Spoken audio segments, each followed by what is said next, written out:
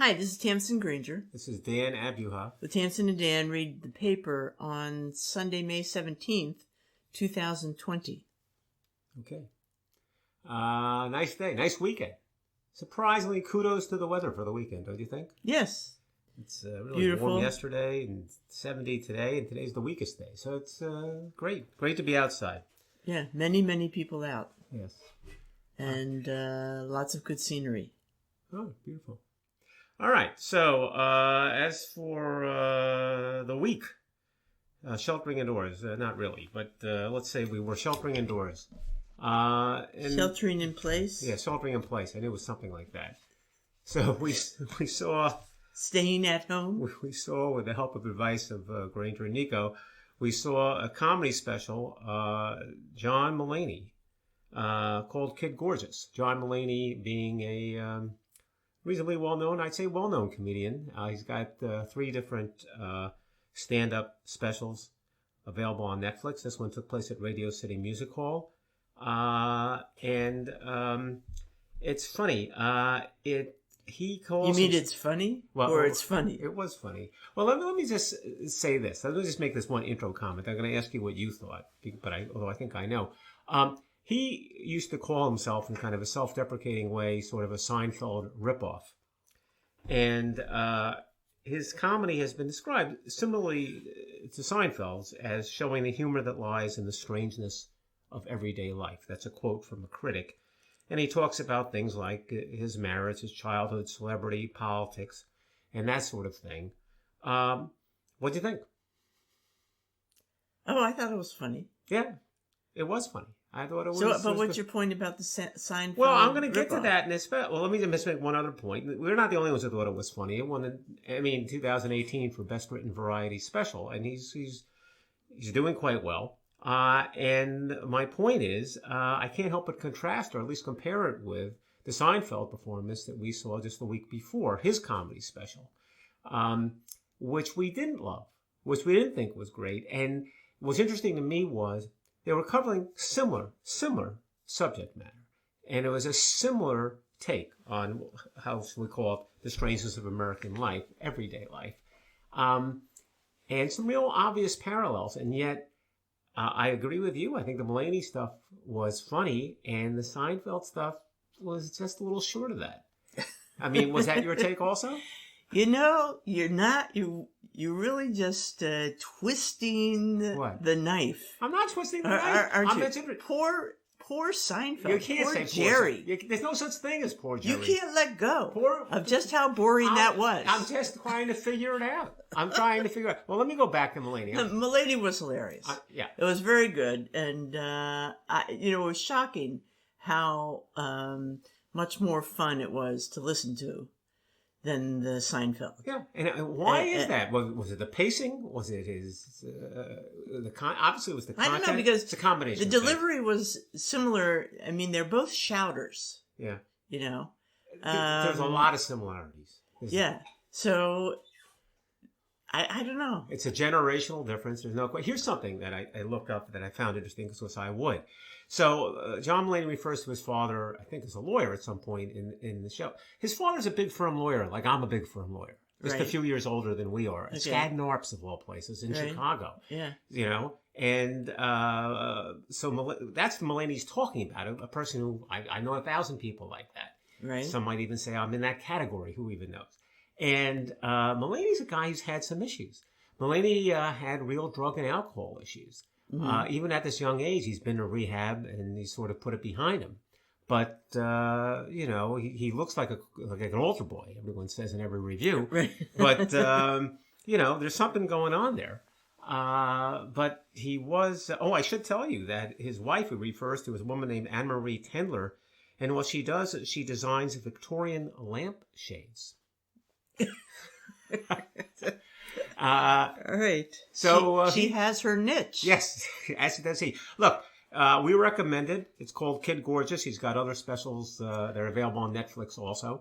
And what can I say? I would just say that it was interesting that, Seinfeld is our generation. Right. We're almost exactly that age. Yeah. Okay.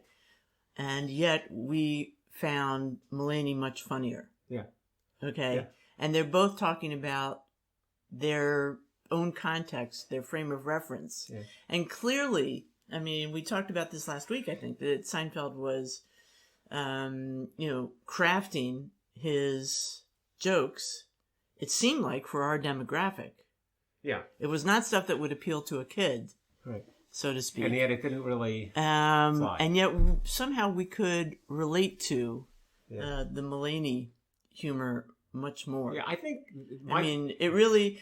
One of the things that makes something funny is that it takes you by surprise, that it turns a corner you're not expecting. Yeah. And there was much more of that in the Mulaney than in the Seinfeld. But you know what I also think it was? I think, and this might be an age thing too, or just Seinfeld can't get away with who he is. There was a certain vulnerability, a certain self-deprecating quality about Mulaney and his stories that was able to draw you in more, that made him more identifiable and more sympathetic. And Seinfeld is so above it all, and he just can't relate to people in that way. And I think that's another thing that Mulaney has going from him, which is generationally related. Yeah. That sort of is a barrier for Seinfeld at this point. He's just not a man of the people. Mm-hmm. And Mulaney, they're both telling stories that isn't American life kind of funny? Well, what American life is Jerry Seinfeld living? Okay. Right. So anyway, we recommend. But there were many similarities, as you said. I mean, there were striking. wife jokes, there were relationship jokes, and yet it was in a funnier light. Yeah, and we called Seinfeld old-fashioned, but Mulaney followed the same construct. Yes. So that's what was striking. It was 1,000 times funnier. Yes, 1,000 times. Okay, so you saw a headline in the Wall Street Journal this week that struck home. Exactly, Okay. It made you sit upright. In fact, it was really the whole front page of the off-duty section, and it was proclaiming that suddenly it's the summer of the RV, the recreational vehicle. Right. This is hard to imagine. But well, we just so I mean that. Maybe that seems obvious to everybody. Not to me, but no. But this is not news to my family. Yes, my brother Steed and his wife Sherry have been RV aficionados for many, many years. Right. And they feel it is the way to travel. And it's bizarre. And you're always, you have good food. Right. You have good and safe and clean accommodations. Right. If Steve and Sherry come to visit us, they don't even stay in our house. They stay in the RV. And we've always found this curious because it seems to us like, wow, that's a lot of work to take a whole house everywhere you go. Yeah, what could make more sense than the driving around, lugging your hotel room with you wherever you go? Right. And yet, the RVs are having their moment. Well, of course, because people are spooked about going into motels. And with hotels. COVID-19, anything like that, right. And instead they just want to go into the RV that they brought with them. And plus, you can travel; you don't have to worry about whether restaurants are open or whatever at this particular time. So it's interesting what the Times said, not the Times, the Wall Street Journal said about RVs. RV travel in the U.S. is about 40% international customers. Right. So RVs were having a bang-up year, and then international rentals went down completely, and then U.S. rentals started to pick up because people are saying, I want to go. I don't want to go on a plane. I don't want to stay in a hotel. And this opens up all kinds of horizons. And so they talked about boondocking. Do you know what boondocking is? No. Boondocking is where you park the RV not in a park. Oh, yeah. That you pull over to the side of the road or in the Walmart parking lot or, just... so there was a little bit of discussion about how to do that. Yeah. So that was kind of sounds creepy. Fun and interesting. But anyway, there you have it. My brother Steed, ahead of his time. Yeah, well, once again. I haven't heard that thought expressed for a long, long time. Maybe never. But there you go. You got to take it while you can get it. Speaking of ahead of your time, there was an article in the Wall Street Journal about innovation. And it's a little hard to unpack this article, but I think it's worth doing. I guess I wouldn't have written it in the way it was written, but there's enough information here that's worth relaying to some degree. And I think the best way to understand this is to understand the distinction that the author makes between invention on the one hand and innovation on the other. And I know you're going to ask me, who is the author of this? So I will look it up immediately. And the author is someone named Matt Ridley. And Matt Ridley? Ridley. He explains the difference between innovation and invention this way, but it's critical to understanding the article. There is in his story, there is a rabbit and a beaver are sitting there contemplating the massive Hoover Dam. And the beaver says to the rabbit, I didn't build it, but it's based on an idea of mine. And so the beaver in the story is the inventor, but the innovation is the Hoover Dam. And so the invention, the eureka moment, gets you only so far. Right. But it doesn't get you that far. And the idea is, how do you turn these eureka moments, these thoughts, these conceptual advances into innovation? And that gets him to his second premise. Ridley's second point is that, in fact, it's harder than ever to do that. He says, as a matter of fact, if you look at society today, there's very little innovation. People talk about innovation like it's happening all the time, but it's not. And he tries to demonstrate this in certain industries, but he also explains why. There are systemic barriers to innovation, and the two principal ones being directed at preserving the economic order that now exists, keeping the establishment afloat. And they are, number one, keeping establishment afloat. He gives examples of every innovation is met with opposition. So apparently when the umbrella was invented, the hansom cab operators in London opposed the umbrella, right? Right. When coffee was invented, here's a long quote from King Charles II saying that trying to prevent the distribution of coffee as opposed to beer, because coffee is going to result in people just sitting all afternoon drinking coffee and talking about politics, which turned out to be pretty prescient at the time, but was considered a bad thing. And it goes on and on. Natural cooling, ice harvesting industry said refrigerators were bad for you. People want to stop innovation. Right. And the way it's stopped most effectively, to the detriment of society, is the regulatory process. He gives the example of the regulatory process that applied to the invention of the pacemaker, or a particular pacemaker. It took 14 full months in the U.S. to clear the pacemaker, but that's nothing compared to France, where it was 40 months, and Italy 70 months, which tells you something about the economy in Italy. The key thing to innovation is that you take the invention, you take the conceptual idea, and you have to experiment with it. He says that there were 50,000 experiments done by Edison in order to innovate the nickel-iron battery. He has a quote from Jeff Bezos saying, look, you just have to keep trying things once you have an idea. This is a quote, being wrong might hurt you, but being slow will kill you. If you could increase the number of experiments you try from 100 to 1,000, dramatically increase the number of innovations you produce. And then, of course, this leads to the conclusion that the way to get real innovation is to get these ideas out in the public, not protected by patents, so that everybody can contribute. And then he talks directly about how a vaccine is best developed in just this way. He has a couple ideas on how to do that, to give prizes as opposed to grants, and as opposed to patent protection. But it's quite a stimulating article. I think there's a lot to what he's saying.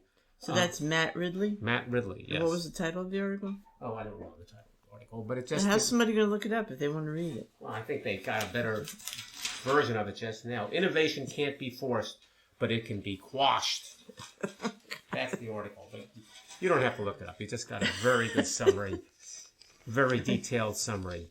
Right. Okay, we need the museum update here. We haven't.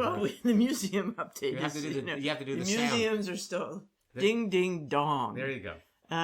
Museums are still closed. Yeah. And of course there are many delightful virtual approximations available. Thank goodness. On the small screen. So there you have it. You don't seem enthusiastic about that. Why do I need to be enthusiastic? The people in the newspaper and the TVs are quite enthusiastic. Yeah, they're not watching. If I see one more virtual museum or gallery show advertised, look what you can do. Yeah. Yes, I think we knew that.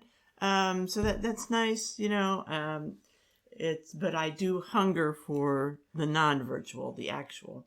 But anyway, and on that note, some of these big shows that people have worked forever to put together are closing or have closed without anybody seeing them. That's too bad. And in some cases, you can't just hold it over and restart it whenever the museums restart. So that's too bad. Among those is the big Ghent Altarpiece exhibition, the Jan van Eyck exhibition. Which we've seen. In Ghent. Well, this was, remember, they took out the individual parts and they're in the museum so that you can see them. Remember, it was behind glass. Yeah, right. And it was up high and you couldn't really get a close look. Yeah, that was So they moved it to the museum I see. so that you could really get a fantastic close-up experience of these. Also, there were a number of other paintings by Van Eyck,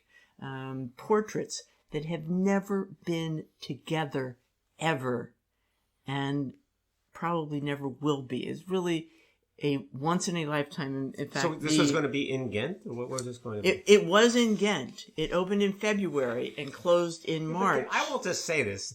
Ghent is like this godforsaken small place. It's like... Daniel, what do you mean godforsaken? It's a perfectly normal city. Perfectly normal city, but it's not... You walk in, you say, the Ghent Altarpiece, people ask around. They say, oh, we got that over here? Yeah, it's in that building over there. Anyway, Yeah. this group of works will never be together again. Okay. It's just... how does the curator say it? This wasn't just once in a lifetime. Once in a lifetime, it was a once thing. So that's a loss. They also mentioned that there's an exhibition of Cézanne's work at the Princeton Museum. Really? That's quite worth seeing. They And mentioned they're the trying Princeton to Museum in the paper? extend. Yeah, they're Wow. trying to extend that, but there are negotiations going on. That whole exhibition is on loan from a different I think museum. they were advertising that at the train station when we were taking the train. Well, I'm sure they were, but so that's and they go on to mention some other things. So that's Listen, some real losses there. the idea that Ghent and Princeton were mentioned in the same articles is something. It is something. Yeah. It is something. Okay. But you had another article about... my class at this very moment Yeah. is having a big Zoom call. Is that right? Without you? Yes. And what they do is they line up speakers.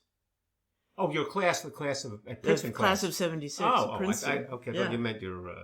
My school class? Yeah. No. Yeah. My Princeton class. You were Okay, so who's talking about Princeton. You going to tell me who the speaker is? Is that where this is going? I didn't memorize all the speakers, Okay. but they have some experts on disease. Great. So and you can ask questions. Oh, better. But guess what? Steve Bogardus Yeah. is going to sing a few numbers. Oh, my goodness. I guess to cheer us all up. Oh, I'm sure. And he's then got something lined up. they break up into breakout rooms. Yeah? And Zoom breakout rooms. Yeah, and you can chat with other people. They have questions like, "Who was your favorite professor?" or something. Oh, this is reminding me of just how so fascinating this is what Princeton I'm was. missing. Yeah. because I'm here with you. Yeah. Who was your favorite professor at Princeton? You're welcome, I was going to say. Who's my favorite professor? Yeah. You're putting me on the spot? Yeah, I like Do you Walter remember? Kaufman, but I was going to say Walter Kaufman. Okay, well, you took the course But after it's- I took the course, but I don't know. He was good, but it was not like I had a close relationship with him. Although I knew him a little better than you did. Neither did but, I. yeah. I just Well, adored we him. should say I just he was adored a him. philosophy professor. He taught a course called Hegel, Nietzsche, and Existentialism, which was extremely popular, notwithstanding that it was taught on Fridays at 8 o'clock in the morning. And I was in his precept too. So He was marvelous and so intelligent and so gentle and dear. Oh, yeah. And I just loved him. And it's interesting to me. That's our Venn diagram, isn't it? What? Like, because you're an economics, Yeah. math guy, and here I am, art history, humanities. And we meet at and the the- one course. We can't have taken any No, more I than don't one think so. course. Right. The same course. There we go. Yeah, that's interesting. Anyway, and then another actually interesting article in the fine arts world in the New York Times on Friday was about Fanny Pereire. And I'm sure I'm not pronouncing that correctly, but she has an interesting job. Yeah. She puts together the paintings, the art collections for the fictional people in movies. So stuff on the walls. The stuff on the walls. In the movie. So she's the art producer. Ah, okay. And so there'll be a scenic designer, but she's got to choose something that, works at that moment. And they start out describing that there's this new series, Mrs. America. Yeah.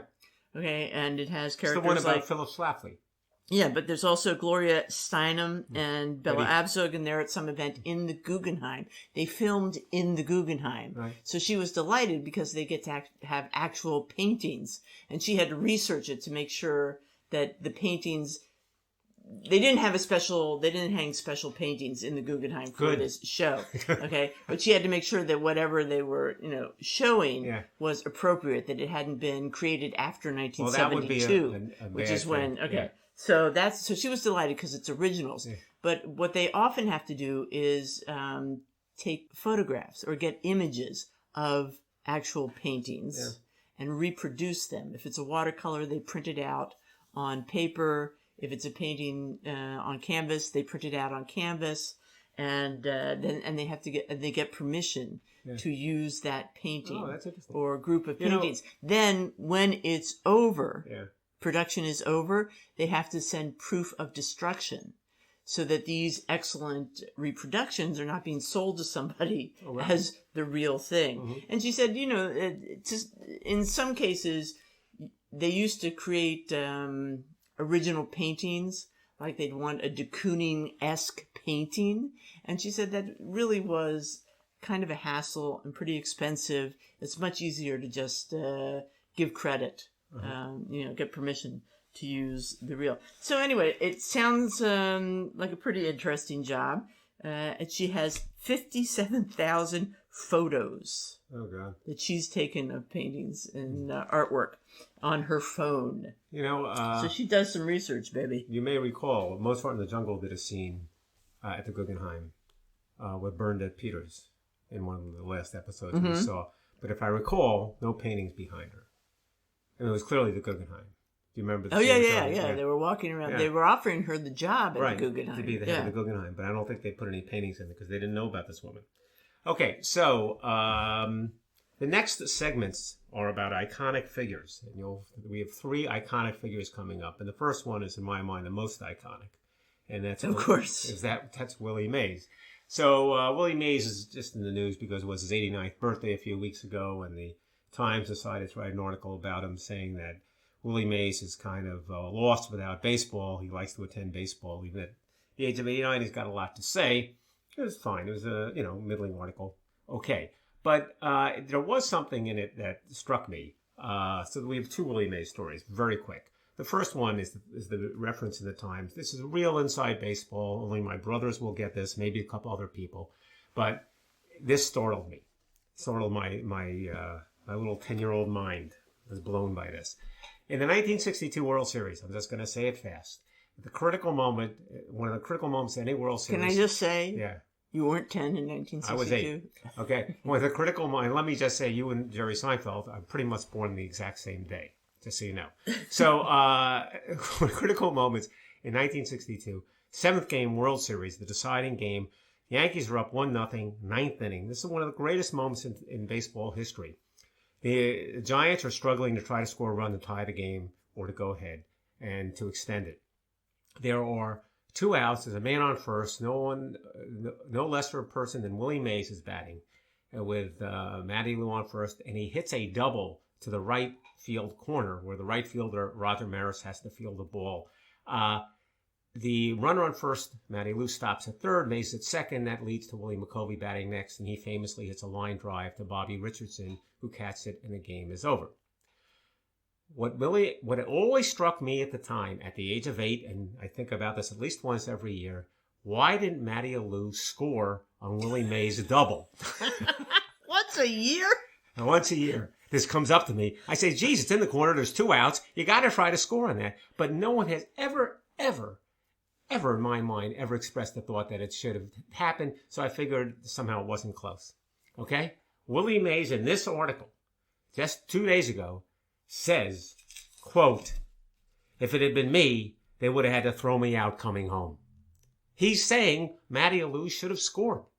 Oh, okay. All right? All right? Well, that I solves want to get that. that. Okay, well. Is this the same Alou like Jesus Alou? One of the Alou brothers. Matty, Okay. Jesus, and Philippe. Oh, okay. Whose son is the manager of the Mets. Right. Okay? Yeah. All right. Okay. That's for a narrow audience. But let me give a broader point about Willie Mays, okay? That someone else brought to my attention, and I looked it up a little bit. Here's a great Willie Mays story. Willie Mays is sitting in his home in San Francisco entertaining Don Drysdale. Mm-hmm. Don Drysdale, the great pitcher for the Los Angeles Dodgers. Somehow these two are friends, even though they're bitter rivals on the baseball field. And Don Drysdale says to Willie, "Gee, you've got great lawn furniture. You've got great lawn furniture. Where did you get it?" And Willie says, "I got it from Donna Reed." And he says, "Really? What do you mean?" And what he means is that Willie Mays, a year ago, or just a few months ago, had met a fellow named Tony Owen, who was a producer of television, who it turns out was married to Donna Reed. And he says to Willie Mays, "Willie, you're such an iconic figure here. You know, if you ever want to make a few bucks quickly, just you should get on Donna's show. Just give Donna a call, and she'll put you in the show, and you'll get paid some cash."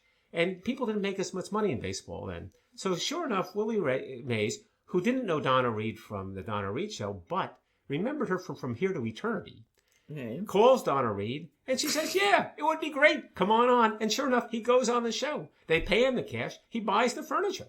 So he says to Don, "If you need lawn furniture, call Donna Reed." Don Drysdale calls Donna Reed, and then he's on the show. Okay. And he gets the money and he buys his own lawn furniture. So that was a story for the broader population. All right. In 1962. Yes, just delightful. Okay. Go ahead. You have an iconic story too, I think. Or an iconic no. figure, I don't have iconic stories at all, but I do have an iconic figure, and that would be James Bond. And so in my British history magazine, BBC History. That's you get, as one does. As yes, one reads. as one the British does. History magazine. Okay. They did a whole article on the sort of background of character names, etc., in the James Bond novels by Ian Fleming. There were 14 Bond novels. They sold over 100 million copies, resulting in $5 billion box office in the movies as well. And so, number one, which is kind of fun, is that the name James Bond. And I had no idea about this. Maybe some people do, but it was actually based on an American writer, James Bond, he's a respected American ornithologist, and maybe I should step back. Go ahead. Ian Fleming writes the first book while he's on vacation in the Caribbean. Yeah. And in his house, he has a book, right. Okay? The guide, Birds of the West Indies by James Bond, sitting on his shelf. And he chooses that as the name because it's simple. It's, it doesn't, give away any kind of background. It's the perfect name. And so there's a little homage to that. In one of the movies, Die Another Day with Pierce Brosnan, is disguised at a certain point as a bird watcher. And he's got the book right. in his hands, and he's kind of so James flipping Bond, through. Named after a birder. Yes. Well, yes. That's startling. Well, that is kind of fun. Yeah. And then there were other little details. A lot of it is about the names. The names of several of the enemies. Yeah, right. I thought was fun. They're named after two of them. Yeah. Ernst Blofeld and Francisco Scaramanga. Yeah. You know all these names? Because I don't. I read the article. But that actually came from bullies who picked on Ian Fleming's nephew in school. And so they get immortalized. Well, the funny thing is... as bad guys. I mean, Blofeld, talk about sounds like a made-up name. Blofeld can only be the name of a villain. It's amazing that he borrowed it from somebody. Right. So you wouldn't have a hero named Ernest Blofeld. Right. But even more fun is the name Goldfinger, right? Yeah. All right. You have Auric Goldfinger. Talk about your villains. And that really seems like a made-up name as well. Right. That's actually based on Ernst Goldfinger, a architect. Right. Whose buildings Fleming seems to have kind of hated. He didn't like, but I think that they said was the real Goldfinger tried to bring a lawsuit to get him to stop using the name. To halt the publication, yeah. Which is unbelievable. Yeah, well, he was a little pissed off. And then there's, there's, other little things like, where does the name M come from? Crazy thing about from his mother. The crazy thing, it turns out they have this theory and that theory about him. They mentioned 4 characters, all of people in his life. Yeah. All of them, frankly, were nicknamed M. Right. It seems to be his life was dominated from people whose nickname was M. So it had to be in there. But here, this is what I like. I want to read this paragraph because it talks about Bond himself. The great spy writer, John le Carré, described Bond as the ultimate prostitute in the sense that his appeal was rooted in the reader's never knowing too much about him, and instead being able to project their own fantasies and desires onto him until they feel as if on one level they are him. Okay? This might explain why there is always such a heated debate about which actor should play the next Bond. We need it to be someone in whom we can see a part of ourselves, which is a testament ultimately, the writer says, to Fleming's achievement as a writer. Well, it's true of a lot of fiction, and I like everyone else identify. But I think that's with so great. Connery, so and So and that's similarities, probably the clear. Success of the books and the movies really relies in our ability to see ourselves in that role, which is fantastic. And they talk a little bit about Q and all the gadgets and but they're all rooted in stuff, and he had that experience. Yeah, he said everything I write has a precedent in real life. Right. So, there's no Q, but there's a Q department that did the kind of things that Q did. Right. Yeah. And he knew spies. Oh, and also, birdwatcher is kind of slang for spy. Oh, really? During that time in England. Oof, I got chills with that one. We got all kinds of yes, but not everybody who identifies with Bond goes to the lengths of buying an Aston Martin. But only Armand does that. So kudos to him. The third iconic figure, Michael Jordan. Now I'm sure that you've heard too much about Michael Jordan. I was not really thinking we'd be talking about him at this point. The third iconic figure. Willie Mays. But we're having like Bond. a zillion iconic figures. Those are the 3 iconic figures. Honestly, the others are less. The others are not iconic. No. So the next segment is less than iconic figures. You can turn your radio down for the next segment. But so Michael Jordan. Apparently his leadership style, based on people viewing The Last Dance, has come under some scrutiny. Why do I say that? Because in the last 2 days, there was an article in the New York Times and the Wall Street Journal, each one just writing about Jordan's leadership style, quite apart from his basketball ability. And the Times article, frankly, is just as weak an article as you might expect on a subject like this, by a fellow named Noam Scheiber. And it's the kind of thing that he interviews a bunch of assistant professors, and they all say, that's not good leadership style. He seems very hard on his teammates. In the modern work environment, what you have to do is you have to be a little more relatable. You have to deal with people in a more positive way. And this would never fly, and this is not good leadership.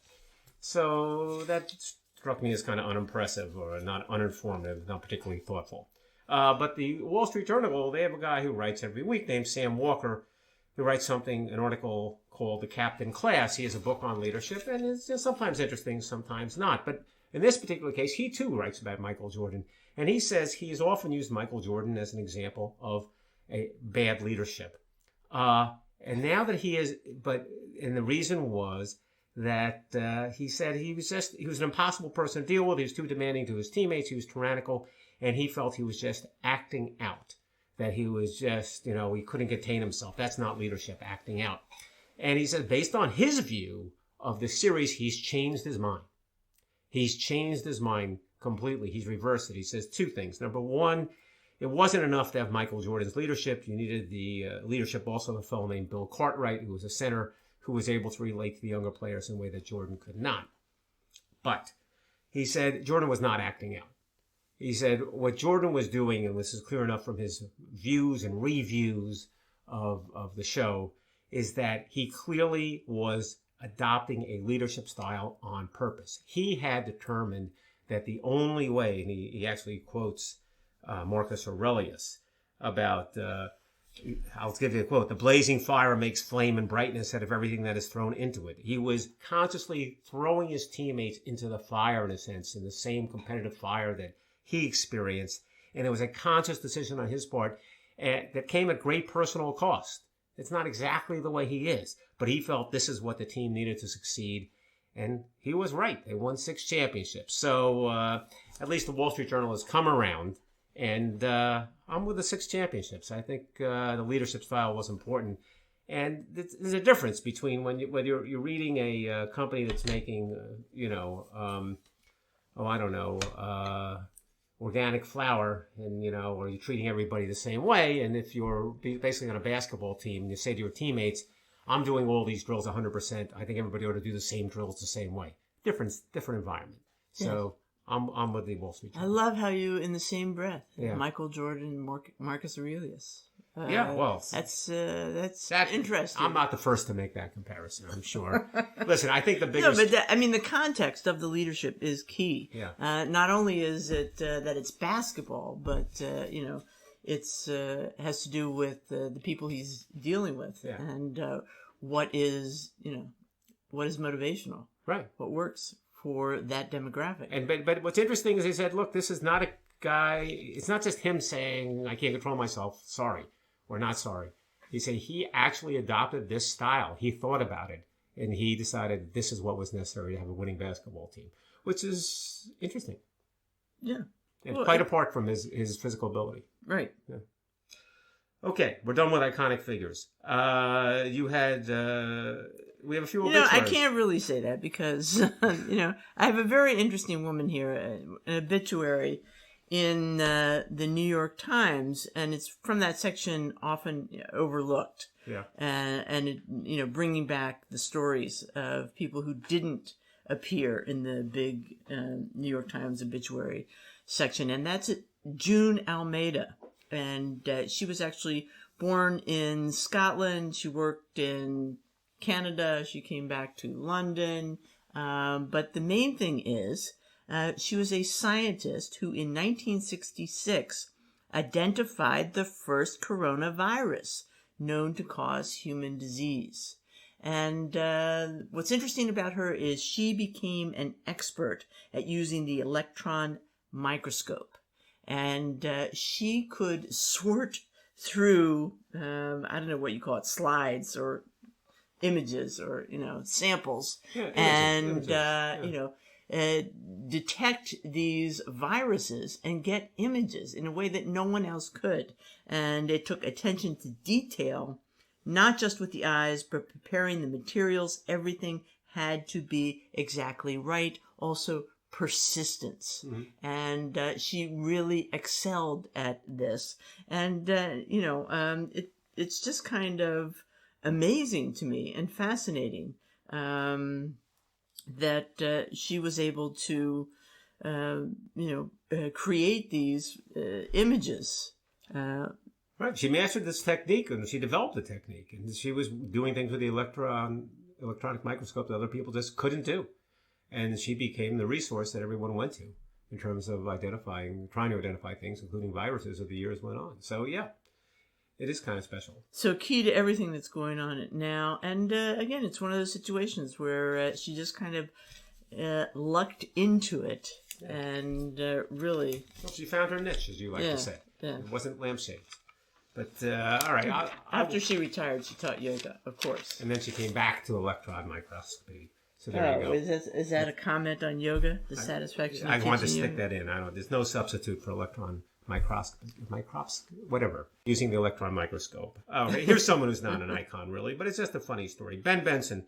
When you listen to the Giant games, as one does, over the last few years, you would hear ads about Bensen Steakhouse, and a guy would come on with a gravelly voice and he'd say, "I'm Ben Bensen. I always have my spoon in the cream spinach," and giving the appearance. Oh yeah, that guy. That guy. That's the guy, right? And it's like a big steakhouse, but it's a big steakhouse run by a real person, and therefore one you should go to. Well, it turns out Ben Bensen is an interesting guy with an interesting career. He and a friend of his, it really was his friend's idea, started TGI Fridays in the mid-'60s because his friend realized that what you needed was a good singles bar in New York, and they really hit it big. That's what TGI Fridays was in the mid-'60s, was a singles bar. And then it became a huge chain. Family-friendly chain, yeah. But it was different then. They also developed a Smith & Wollensky by picking out the names of two suppliers of theirs that they thought went together well, Smith and Wollensky. And that became Smith & Wollensky's. And is that a steakhouse too? Yeah, huge steakhouse. They serve more meals at Smith & Wollensky than any other restaurant in New York City. Really? Yes. So they did very well there. And then Ben Bensen had his own steakhouse. And his deal was that what he brought to it, the partnership, was that they described here, he's a funny, gregarious host. He knew how to manage his staff. He was very good with people who came in. He'd making them all feel special. They talk about him touching the table. Apparently that's a phrase in the restaurant business. We would come by and say hello to everybody in the restaurant. And what I found startling this article, but they just slip it in, is that Ben Bensen was blind. And he was blind for a long time. He had to give up driving in his 20s. And his blindness only got worse as he got older. Didn't prevent him from being that kind of host, although he says he feels some people were put off because he couldn't make eye contact and he wasn't explaining to people he was blind. But somehow it worked. He had a great career. So he happened to pass away at the age of 89. You had Phyllis George. Phyllis George. Older than I thought. Who achieved one level of fame as Miss America in 1971. 4 years later, was hired by CBS to join the otherwise all-male cast of the NFL today. Right. So that's kind of a big swing, isn't it? I mean... well, first of all, in 1971, it was a big deal to be Miss America, wouldn't you say? Yes. Yeah. Certainly a bigger deal than today. Yeah. So anyway, she apparently she did quite well in it. Do you remember her at all? Oh yeah, from the NFL. Oh yeah, she worked with Brent Musburger. She worked with Nick the Greek, and with Irv Cross, and they would get on. I know you like to watch the pre-shows. Yeah, the I like shows. that kind of stuff. Well, they invented the pregame show. Oh, okay. So they would sit around. These guys kid around the whole time. Yeah. Well, when you bring Phyllis George on, you're kidding around. Because Phyllis George wasn't going to say, look at that hamstring. I don't think it's going to make it through the game. That's not what she's doing. Okay? Nick Greek is saying, I see him as a 3-point underdog, and I would take the over. And then Phyllis George is saying, this fellow seems interesting. What's the story with that? And not to say she wasn't smart. She was. But she wasn't a football aficionado. No, but she knew enough to have a conversation. She says that's from growing up in Texas. Yeah. Because football is so important there. Yeah, sure. Right? Anyway. So, and they, she had several husbands. She was actually... She was married to the guy who owned Kentucky Fried Chicken. Right. And wasn't she the first lady? Wasn't she Same married? guy. He was the governor of Kentucky. Yeah. So she played a lot of roles in her life. But my favorite line from this obit was... it says here, Ms. George was best known for her interviews with athletes. A noteworthy moment happened in 1975 when Roger Staubach, the Dallas Cowboys' stoic quarterback, unexpectedly confessed to her, "I like sex as much as Joe Namath. I just like it with one person, my wife." It's a lot to unpack there. Yes. But I don't know how Roger knows how much Joe Namath likes sex, but apparently he had an insight into that. I think these football players, they all know. They talk. They know each other. They talk. Well, good for him. All right, so the final story is just an odd duck story. I mean, the Times once in a while writes about an event that took place from the archives, as they say. In this case, May 10th, the exact anniversary 10 years ago, 2010. And there was a perfect game thrown by Dallas Braden of the Oakland Athletics then. What was interesting about Dallas Braden was he wasn't a very good pitcher. Perfect game, as you know, Tamsen, is you retire every batter. 27 up, 27 down.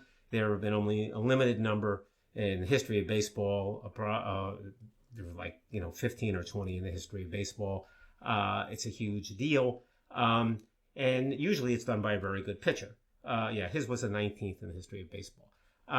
His record in his career was 26-36. His whole career, he lost more than he won. He was 18-23 at the time he threw the perfect game. What's interesting about this is that just the week before, he had a dust-up with none other than Alex Rodriguez. One Alex Rodriguez, everybody's favorite guy. Yeah.